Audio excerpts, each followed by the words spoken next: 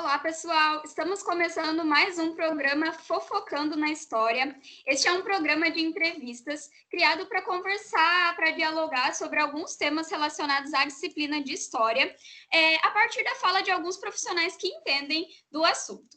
E nesse episódio, nós vamos tratar de um tema super importante e que tem super relação com a nossa vida também. Todos nós já fomos crianças, adolescentes, vivemos essa fase tão legal da nossa vida, né? Mas será que nós sempre soubemos quais são os nossos direitos, que nós somos, sim, sujeitos de direitos, que apesar de viver num mundo de adultos, nós temos os nossos direitos garantidos? Então, a gente tem que pensar, será que sempre foi assim? Será que os nossos direitos sempre foram garantidos? E para falar disso tudo com a gente, vamos chamar duas grandes profissionais, a psicóloga Nájila Camargo e a assistente social Caroline Dutra Sul. Podem entrar, meninas, deem um oi para o pessoal e digam o que vocês esperam do nosso encontro de hoje. Então, boa tarde, pessoal.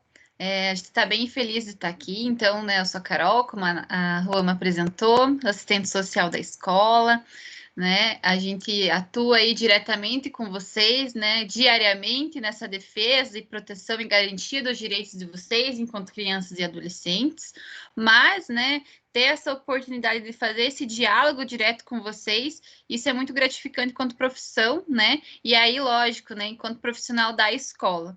Então, para esse encontro aí, a gente espera, né, debater alguns assuntos relacionados, né, aos direitos humanos, aos direitos de vocês, como que a gente visualiza essa participação ou não, né? O que a gente precisa aprofundar, né?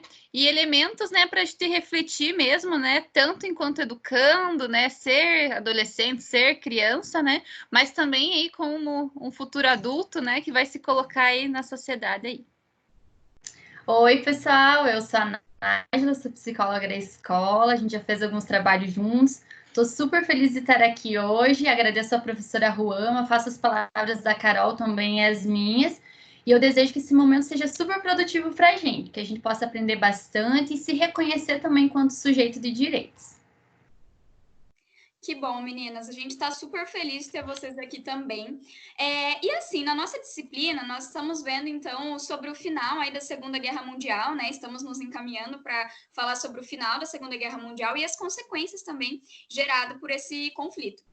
E como vocês já devem saber, né, ter estudado há um tempo atrás, muitas atrocidades foram cometidas durante esse período, né, baseadas na raça, na religião, na sexualidade das pessoas e dentre outras tantas características que são consideradas inadequadas a um regime ditatorial, que busca uma sociedade igual, mas sem considerar todas as diferenças que nós temos, né, e que nós valorizamos tanto.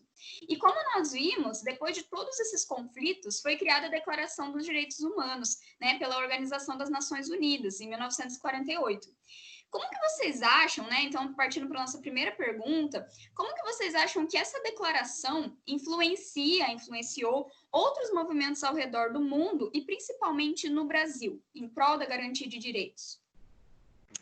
Bom, né? Então, quando a gente para, né, para refletir, né, e olhar mesmo essa constituição histórica, essa construção, né, que a gente tem enquanto caminho, né, a gente vai ver muito do que a Prof. Ruama traz para a gente, dessas singularidades, né, desses acontecimentos, né, que foram muito cruéis, né, que foram muito demarcados mesmo, num aspecto, assim, de conflito, né, em relação ao que era colocado, né, do que eu acho certo, né, e o que o outro não é o que eu acho, né, e essa condição, né, das guerras que aconteceram, a gente sabe aí que o século, né, passado foi, né, um século marcado, né, tanto pela primeira quanto pela segunda, né? E esse olhar que a gente vai tendo, né, nessa dimensão, enquanto o que é ser, né, o ser humano, né, em toda essa constituição histórica, leva a gente a refletir que nem sempre a gente teve direito, né? E aí, seja como criança, seja como adolescente, seja como adulto, né, nem sempre a gente teve direito. né? E nem hoje a gente tem todos os direitos também, né? Então, quando a gente para pensar na Declaração Universal dos Direitos Humanos, né, que ela vem aí, né, em decorrência da Segunda Guerra Mundial, dos reflexos que ela vai trazendo para nós também, né, desse olhar das mazelas, das coisas ruins que ela trouxe, né? Então, a declaração, ela vem dar aquele cutucar a gente, né? Ó, tem alguma coisa errada acontecendo. A gente tem que olhar de uma forma diferente, né? A gente não pode olhar mais as pessoas dessa forma só conforme a minha verdade, né? Não posso olhar só conforme os meus olhos, conforme só o que eu acredito. A gente tem diversidade, né? A gente tem religiões, a gente tem povos, né? E aí, como que a gente se coloca, né? Enquanto mundo, né? Pensando que o que acontece aqui no Brasil é diferente do que acontece na China, na Europa, né? Então, a declaração, ela vem lá cutucar a gente, né? Vamos refletir sobre isso, né? E por que é uma declaração universal dos direitos humanos? Porque quando a gente pensa nessa Constituição de direitos, quando a gente fala que nem sempre a gente teve direitos, é porque em alguns países, alguns direitos, por exemplo, direito a trabalho, direito a voto, direito a ir e vir, sair da tua casa, né? Conviver com os outros, foram, né, colocados, né, ou garantidos, de certa forma, para a população antes, né? Isso a gente vê muito lá na Inglaterra, isso lá em 1800, né, praticamente, que foi começado a discutir, né? Se a gente for parar para pensar a nível de Brasil, isso se coloca muito mais a partir do século passado, então é muito recente, né? Muito recente mesmo. Quando a gente para refletir, né, em relação à nossa própria formação enquanto Brasil, né, escravocrata, né, todas essas dimensões que vêm disso enquanto desigualdade social, né, a gente tem que pensar nessas dimensões que o que aconteceu aqui pode ter sido mais tardiamente do que em outros países, né? Mas, né, pensando nessas diferenças que a gente tem em relação a esses países, né, a Declaração Universal, ela vem lá falar para a gente, ó, todo mundo é igual, né? É você que está aqui no Brasil, você que está lá na China, na Inglaterra, lá em Madagascar, né? Todo mundo é igual, né? Para a gente pensar justamente nesse sentido de uma garantia enquanto direito universal para todos, para todo mundo, né? E aí, a Declaração dos Direitos Humanos, ela vai se firmar principalmente, né, na condição da gente primar pela dignidade, né? O que seria essa condição da dignidade?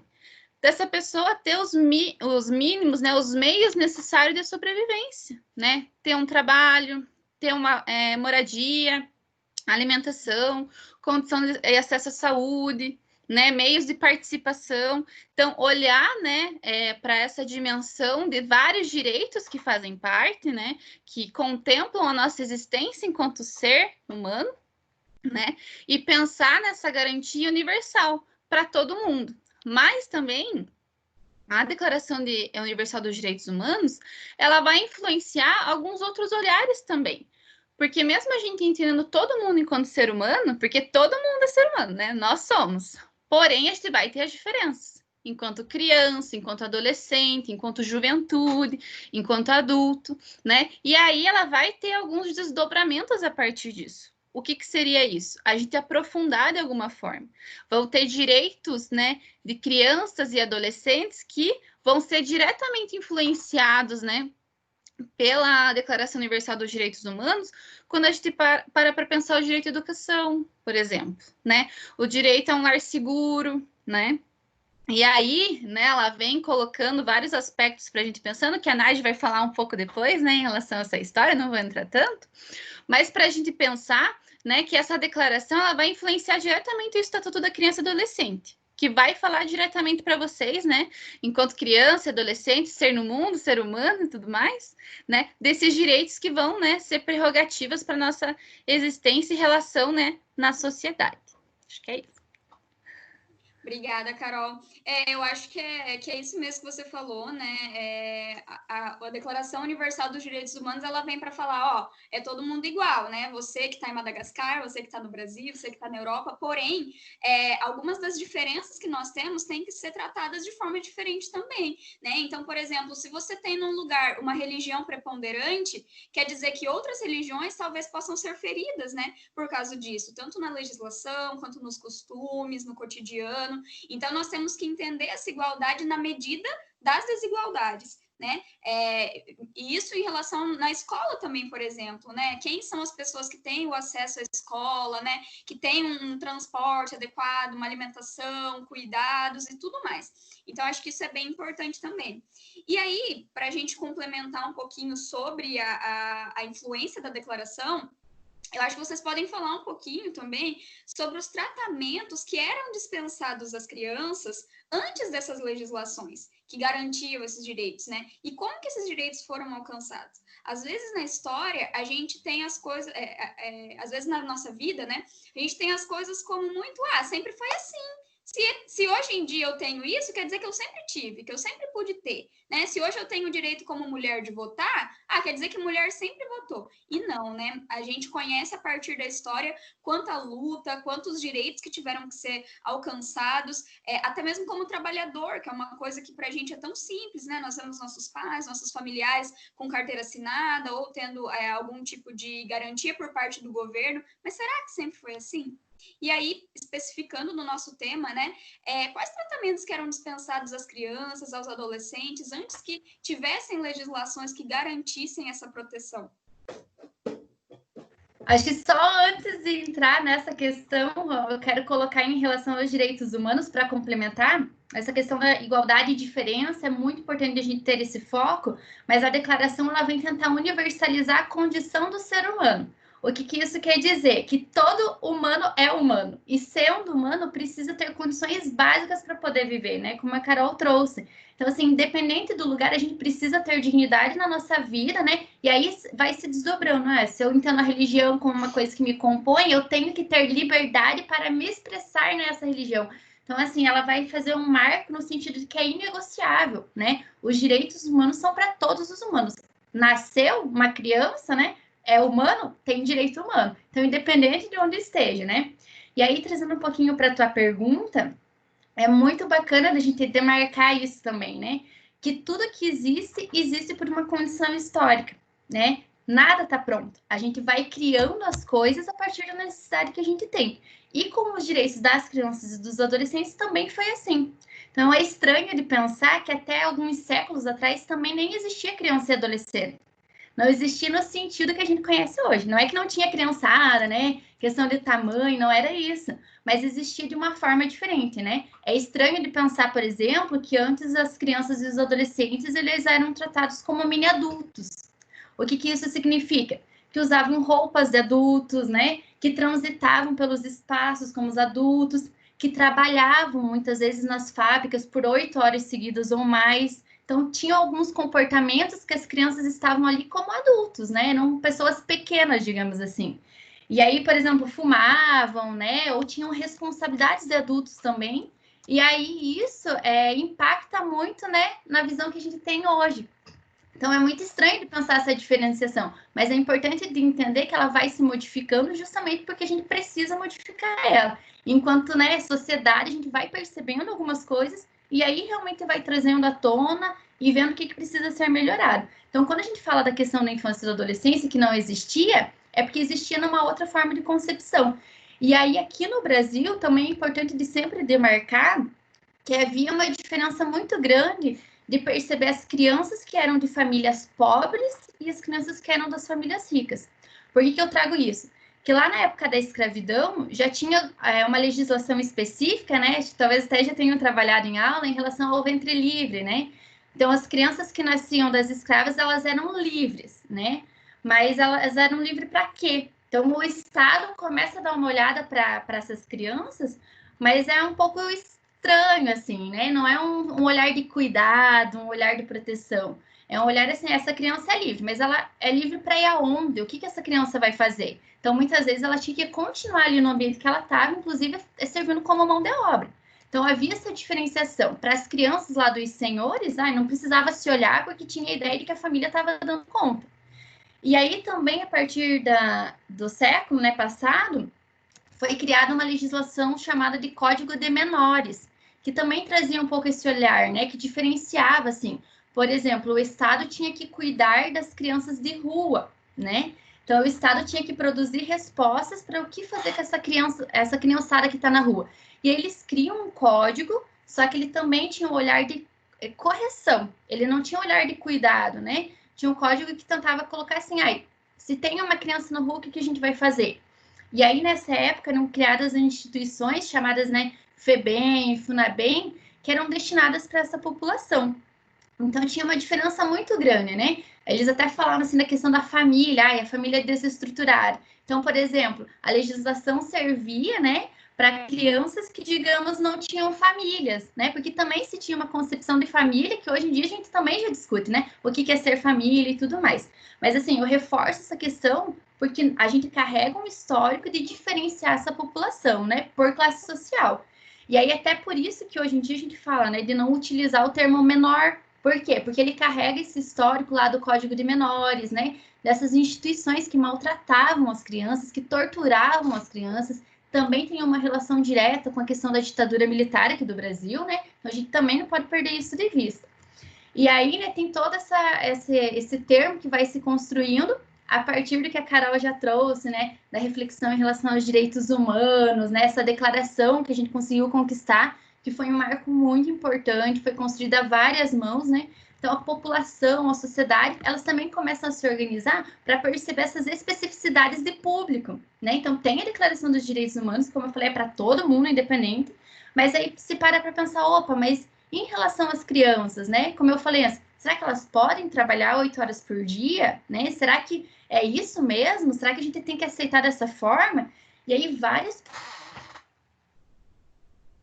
tanto do mundo, mas também aqui do Brasil, né? Vários especialistas, né? Profissionais, a igreja também tem um papel bem importante nisso. Eles vão começar a questionar essa relação, né? Quem são as crianças? Quem são os adolescentes? E aí foi feito um encontro bem importante, que é chamado de Convenção dos Direitos da Criança e do Adolescente. E aí lá também eles vão convencionar algumas coisas em relação a esse olhar específico, de entender que, assim, a criança e o adolescente estão em construção. Então, a gente não pode exigir deles responsabilidades, né, discursos, situações que ainda eles não estão preparados porque eles ainda estão em processo de desenvolvimento. Então, essa convenção ela marca bastante também nessa essa construção dos direitos das crianças e dos adolescentes. E aí, daí tem a Constituição Federal também, né, que para a gente tem um artigo, né, que é o 227, que ele vai colocar a responsabilidade pelo cuidado com as crianças para a família, para o Estado e para a sociedade. Então, vejam, daí acaba diferenciando um pouco. Lembra que eu falei um pouquinho da questão das famílias pobres e das famílias ricas? Aí já começa a se encerrar. Então, são todas as crianças, são todos os adolescentes que o Estado e a sociedade e a família precisam cuidar, né? Então, a Constituição Federal, ela traz um pouquinho disso. E aí, passa 2 anos, né? E em 90, a gente, talvez alguns aqui, né, não existiam ainda, a gente já existiu, e talvez alguns existiram a partir disso também. E aí, em 90, o ECA, ele vem firmar isso. Então, assim, ele vai trazer toda uma legislação que é específica para as crianças e para os adolescentes. Então, tem todo um caminhar, né, um desenho disso, né, a partir da declaração, da Constituição, da Convenção, aí é criado o ECA. E é interessante de pensar, né, que o ECA ele vem assegurar tanto os direitos, quanto o que tem que acontecer, né, e como tem que acontecer quando esses direitos são violados.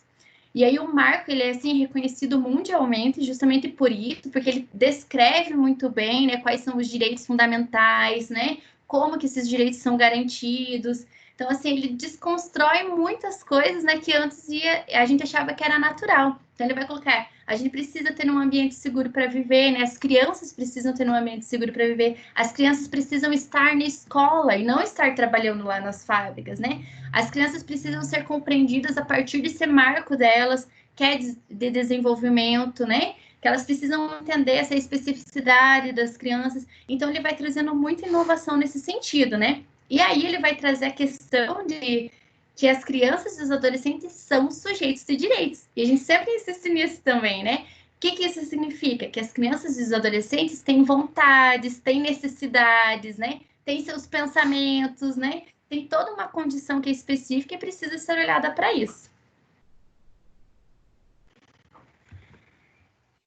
Que legal, Nájila, falar disso tudo. E assim, é muito interessante você começar com aquela parte de falar que nem sempre criança foi considerada criança, né? Nem sempre adolescente foi considerado adolescente. Então, até os anos 50 aí, a gente vai estudar um pouquinho isso mais pra frente na disciplina também, a gente tinha criança de 7 anos que tinha que andar, né, com aquela boininha, com o suspensório, as meninas tinham que usar aqueles vestidos de senhora, a partir de certa idade já tinha que colocar o espartilho. Então, assim, elas eram consideradas mesmo mini adultas, né? A preparação para a vida adulta das meninas, por exemplo, era cozinhar, era costurar, era cuidar de bebê.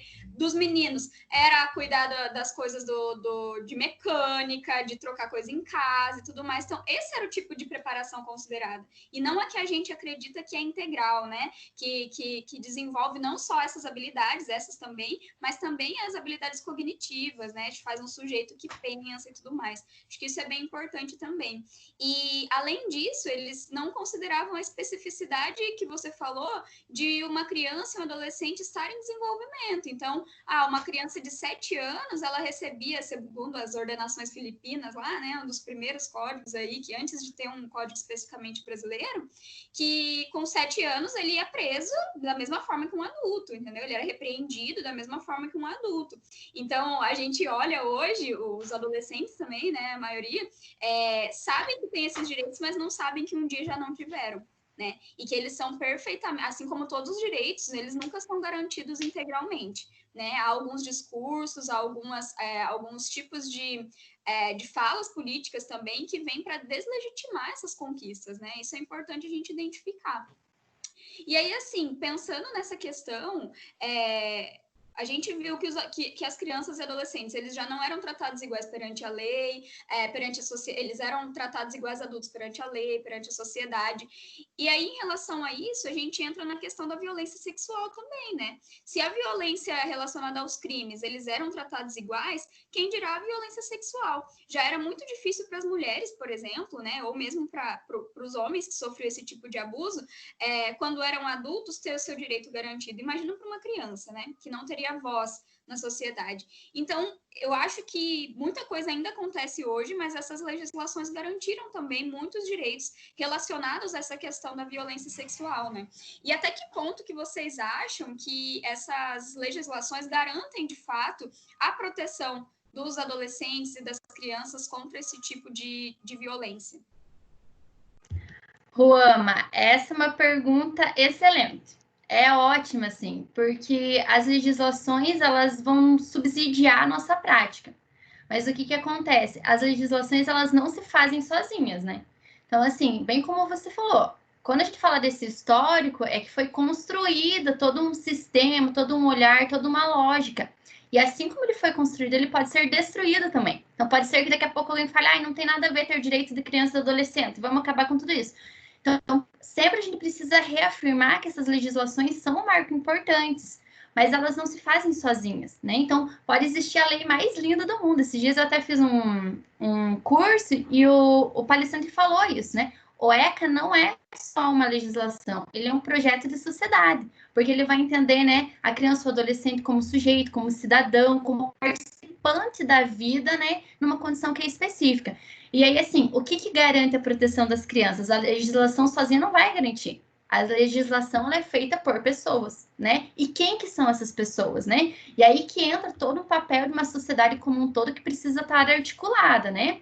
Então, quando eu falei lá da Constituição, que é colocada a questão da família, né, da sociedade e do Estado, a gente tem que entender que todos precisam se responsabilizar nisso e fazer com que a legislação funcione. Então, não é só porque o ECA foi criado que eu vou deixar o ECA ali no meu armário, na minha estante, pronto, está tudo garantido. Não, pelo contrário, né? A gente precisa ir aprimorando as práticas, articulando essas instituições e aí conseguindo fazer com que realmente o ECA seja efetivado. Então, não adianta ter o ECA, eu li, pronto, agora eu tô com o meu direito, tá tudo certo. Não é assim, né? Então, a gente tem que ter um olhar de que nós, né, enquanto adultos, né, você enquanto professora, eu enquanto psicóloga, a Carol como assistente social, a gente tem uma responsabilidade extrema, né, na garantia desses direitos, fazer com que o ECA funcione.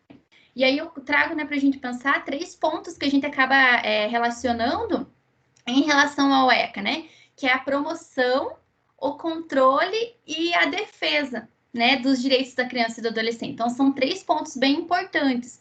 E o que isso quer dizer, né? Que eles vão fazer a lei funcionar, né? Então, por isso que a gente sempre marca esses 3 pilares.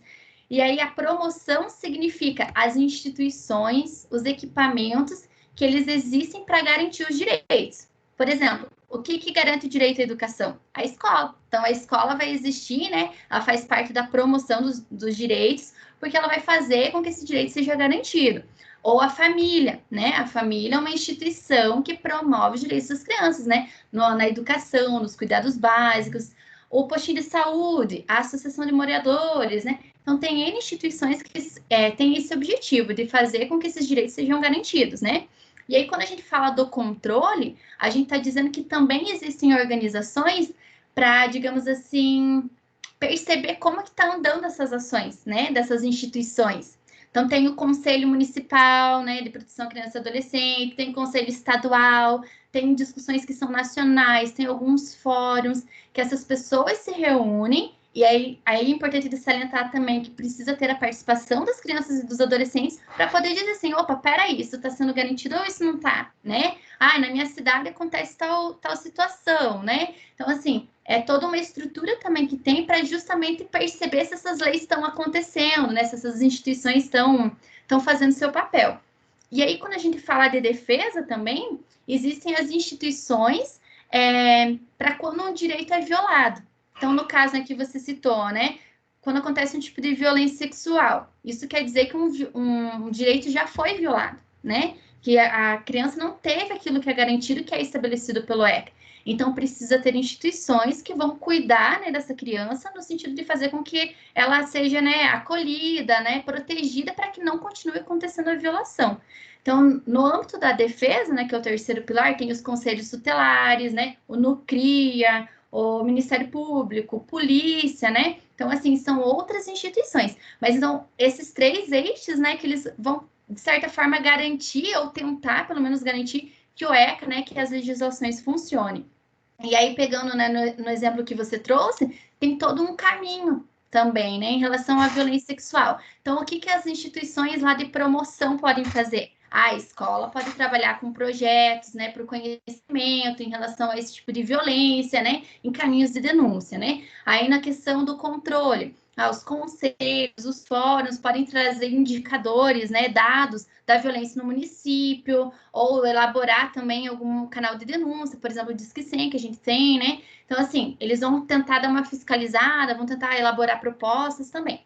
E aí, no âmbito da defesa, né, seria, tipo, onde que vai ser encaminhada essa criança, caso venha, né, ter algum tipo de situação. Então, são 3 eixos que também são bem importantes para fazer com que realmente a legislação funcione. Muito obrigada, Nájila. Muito esclarecedora essa fala. Eu acho que a gente conseguiu entender bem aí, né? Que não é só ter a lei lá e deixar guardadinha, né? Que todos, tanto a família, quanto o Estado, quanto a sociedade, tem que saber disso tudo e tem que agir para que tudo isso vale a pena e consiga ser efetivado, né? Isso é bem importante. E eu acho que nesse meio tempo, assim, de quando está... quando esses órgãos estão fazendo as suas partes como responsáveis, eu acho que a gente também é muito responsável por isso, né? Não só enquanto escola, enquanto alunos, enquanto professores, psicólogos, assistentes sociais, mas como sociedade, cidadãos, né? Cidadãos preocupados mesmo em fazer com que nós possamos viver em um mundo melhor. E eu acho que isso é bem importante. E aí, se vocês puderem falar um pouco para o pessoal, como que vocês acham que a gente pode fazer a nossa parte para garantir que essas leis sejam efetivadas? Então, né, assim, eu acho que a Nájila já respondeu até um pouco isso agora, um pouco antes, falando, né, desses instrumentos de participação, né, e controle social, e é bem importante a gente colocar, né, isso para vocês, né, enquanto formulação de política, né, enquanto formulação de política pública, ou até do estatuto, enfim, constituição do que a gente tem, né, ela vem, né, dessa movimentação popular, né? O que é essa movimentação popular? É a gente, né, enquanto cidadão, como diz a Prof. Ruama, identificar esses problemas, né, verificar o que está acontecendo e se unir, né, ou ter, né, dar a voz a esses problemas, né, de uma forma coletiva, né, para aqueles, né, que podem fazer alguma coisa com isso, né, principalmente os deputados que vão legislar, né, vereadores, né, enfim, que a gente vai fazendo essa construção coletiva. O que acontece, né? E aí, quando a gente pensa, né, na nossa parte, a nossa parte fundamental é essa participação, né? A gente tem que ter essa noção do quanto é importante a gente participar e às vezes a gente banaliza isso. Banaliza no sentido, não é tão importante, não é interessante, não me diz respeito, não faço parte, né? Mas se a gente parar para pensar, por exemplo, aqui em Ponta Grossa, a gente tem o Conselho Municipal dos Direitos da Criança e do Adolescente, Conselho Municipal do Idoso, da Mulher, da Segurança Alimentar. A gente tem, assim, vários, né? Quando a gente para pensar em segmentos, né? E aí, são esses momentos, né? Que tem as reuniões, né? Que a gente chama, né? Os próprios movimentos que são colocados, que a gente tem que estar presente, né? A gente é chamado num espaço que é público, num espaço que é nosso para discutir algo que diz respeito a nós, né? E quando a gente fala, né, em relação a criança e adolescente, é no sentido que vocês podem estar lá, né? Então, como que a gente pode fazer a parte? Eu posso fazer minha parte como assistente social, como Carol, né, digamos assim, né? Mas vocês também conseguem fazer, né, essa caminhada acerca de construção de direito, né? Porque quem que vai falar, né? Quem mais justo, né? Quem mais certo para falar do que precisa, né? Enquanto criança e adolescente do que vocês, né? E aí é muito importante a gente ter um norte, né, ou ter em vista essa condição, né, que por mais que algo foi construído, né, promulgado enquanto Estatuto da Criança e do Adolescente, nada impede que ele seja desconstruído de alguma forma. Se a gente for, né, esmiuçar, né, pegar lá, ler o ECA, ele vai prever, assim, muitas coisas, muitas. Todas foram colocadas? Não. Não é todas que estão em prática, não é todas que acontecem. Algumas acontecem meio, né, na muleta ali, né, caminhandinho. Outras, né, estão se desenvolvendo, algumas, né, foram retraídas de alguma forma. Mas como que a gente fortalece, né? Eu acho que o nosso papel principal é fortalecer esse sistema, né? Do que a gente tem enquanto Estatuto da Criança e do Adolescente, que prevê, né, o nosso papel, seja enquanto adulto e principalmente, né, enquanto criança e adolescente. Nossa, que legal, meninas. Eu fico super emocionada, assim, e também por pensar o nosso papel enquanto maristas, né?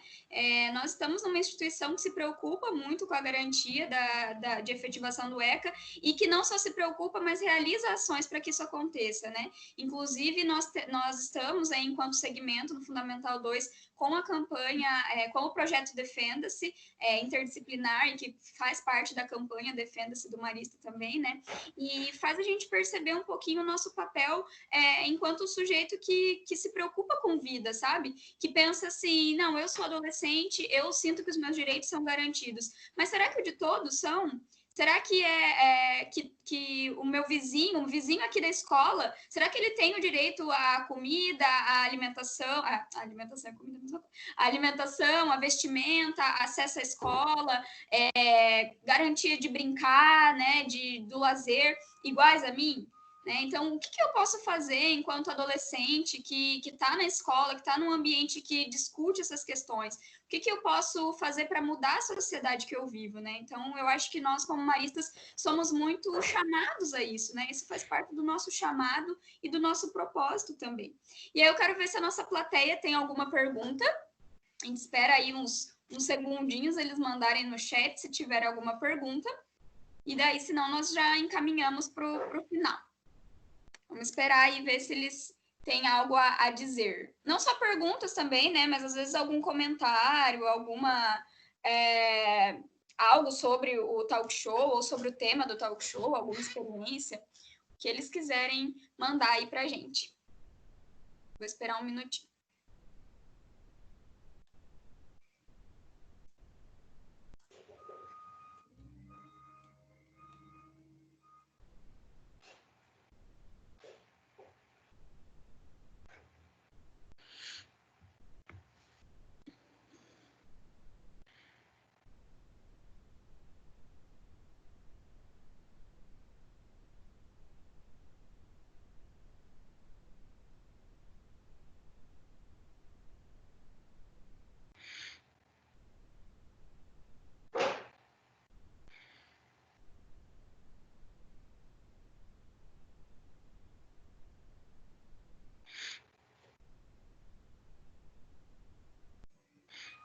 Bom, então, se eles tiverem mais perguntas ou questionamentos ou comentários depois, eles mandam no nosso formulário que a gente faz depois também para avaliar o programa e para perceber o que eles entenderam, né, da temática.